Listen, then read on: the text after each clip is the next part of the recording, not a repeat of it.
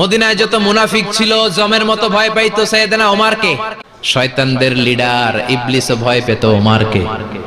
বিশ্বনবী বলেন ওয়াল্লাযী নাফসি বিয়াদিহি, ওমর ওই সত্তার কসম যেই সত্তার হাতে আমার আত্মা, মা লাকিয়াকা শাইতানু সালিকান ফাজ্জান ইল্লা সালাকা ফাজ্জান গায়রা ফাজ্জিক। ওরে ওমর, শয়তান যদি তোমারে কোনো রাস্তায় দেখে, ইবলিস যদি তোমারে কোনো রাস্তা দিয়ে হাঁটতে দেখে, ইবলিস ওই রাস্তা রেখে দিয়ে অন্য রাস্তা দিয়ে হাঁটে। ইবলিসও সাইয়েদনা ওমর ফারুককে দেখলে, এই রাস্তা দিয়ে দেখলে ওর বাপের কি রো জীবনে এই রাস্তা দিয়ে হাঁটবে না, এই রাস্তা ধুইয়া ওই আরেক রাস্তা ধরবে। চিল্লায় পড়েন আল্লাহু আকবার। কাফেররা ভয় পেত, মুনাফিকরা ভয় পেত, শয়তান ভয় পেত, এমনকি বিশ্বনবীর বিবিরাও ভয় পেত। সুবহানাল্লাহ পড়েন।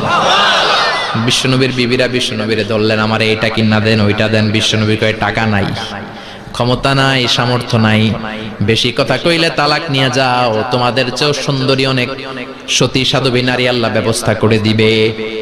বিবিরা মাঝে মাঝে খুনসুটি করতো, নবীরে ধরতো, এটা নাই ওইটা নাই, এটা দেন। একবার সব বিবিরা টাইট করে ধরছে, ও নবী, আয়েশার ঘরে যেদিন থাকেন সাহাবারা বেশি হাদিয়া পাঠায় কেন? আমাদের ঘরে যেদিন থাকেন পাঠায় না কেন? কালকে জুমার নামাজের পরে ঘোষণা দিবেন সবার ঘরে সমান সমান হাদিয়া। নবী কয় আমি হাইতান্ন।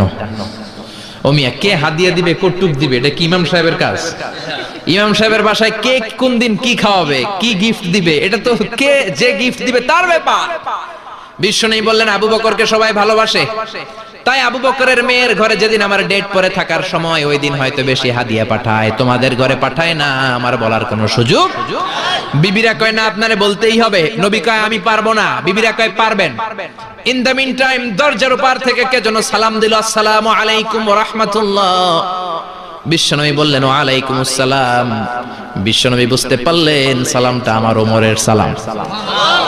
বিশ্বনবী সালামের উত্তর দিয়ে বিবিদের দিকে তাকায়, দেখে একটা বিবি ওর সামনে নাই, সব উদাও, ভ্যানিশ হয়ে গেছে। ওই যে ওমর। সুবহানাল্লাহ পড়বেন না? এই জন্য ওমরকে শয়তানও ভয় পেত।